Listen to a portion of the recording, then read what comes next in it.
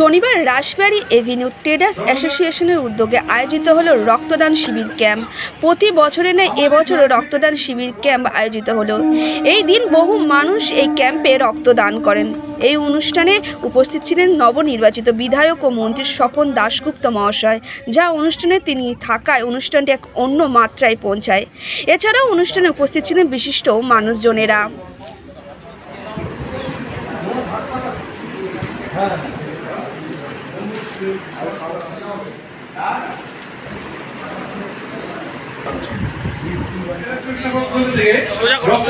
Certificate তুলে দিচ্ছেন আমাদের সাধারণ সম্পাদক শ্রী সোমনাথ ভট্টাচার্য মহাশয়। আমাদের মেসেজ কি লোকে এখানে উদ্যোগ নিয়েছে ভালো ভালো কল্পনা করেন। এটা হচ্ছে রাসবিহারী ট্রেডার্স, এখানকার ট্রেডার্স হচ্ছে মানে কি বলবো, পুরো এখানকার যে সোসাইটি আছে তার একটা অন্যতম অঙ্গ। ওদের ছাড়া রাসবিহারী অ্যাভিনিউ আমি চিন্তা করতে পারি না। তাই তারা যা করে তাদের স্বার্থে কি কি করা উচিত না উচিত, কি কি ওনাদের সমস্যা নিয়ে আমাদের চিন্তা করা, তার সমাধান করে দেওয়া, সেটাই হচ্ছে আমাদের দায়িত্ব। সেটাই ভালো। এটা আমাদের একটা সোশ্যাল ওয়ার্ক, এটা আমাদের একটা খুশির বিষয় যে আমরা ব্যবসা করার পরেও এরকম একটা সোশ্যাল ওয়ার্ক করতে পারছি। এটাই একটা বিশাল ব্যাপার। এবং প্রত্যেকটা দোকানদার, ইচ এন্ড এভরি দোকানদার, কেউ অল্প কাজ করছে কেউ বেশি কাজ করছে, সেটা ম্যাটার না। ম্যাটার এত বড় একটা অনুষ্ঠান আমরা সাকসেসফুলি করতে পারছি, এটা সব থেকে বড় ব্যাপার।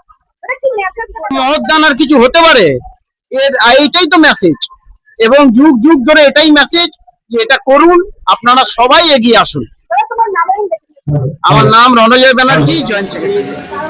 এটা একটা আজকে 16 বছর ধরে কন্টিনিউ চলছে। 18 বছর হওয়া উচিত, 2 বছর মধ্যেখানে কোভিডের জন্য বাদ গেছে। কিন্তু এই 16 বছর মানুষের হয়ে বাঁচা, মানুষ এই হিউম্যান বিং ছাড়া তো রক্ত কোথাও হয় না। এটা যদি মানুষ থেকে মানুষের মধ্যে ট্রান্সফার হয়, এখানে রামও হয় না, রহিমও হয় না। তো আমরা সকলে চাই যে সকলে যোগদান করে যে প্রত্যেকে একটা প্রাণ বাঁচাবার জন্য আর একটা মানুষকে বাঁচাবার জন্য সহযোগিতা করি। আমি এই যে বললাম একটু আগে যে আমরা মঙ্গলের মধ্যে প্রাণের খোঁজ করছি, কিন্তু আমরা চাইছি প্রত্যেকটা প্রাণের মধ্যে যাতে মঙ্গল হয়, সেই ব্যাপারটা আমরা ক্যাম্প অর্গানাইজ করে। এটা বলা বাহুল্য, এটা সর্বশেষ কলকাতা শহরে পশ্চিমবঙ্গের ভিতরে অনেক ক্যাম্প হয়। এটা এর আগে খুব সুন্দরভাবে করে।